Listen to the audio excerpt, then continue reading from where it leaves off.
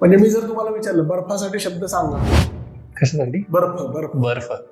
तुम्ही म्हणाल बर्फ, मग दुसरा हिम, आणि तिसरा अगदीच म्हणजे मी वर्गात नेहमी विचारतो, आठवण करून द्यावी लागते, येत नाही कोणाला. तिसरा शब्द जो तुम्ही सगळ्यांनी अनुभवलेला असतो तो असतो गारा.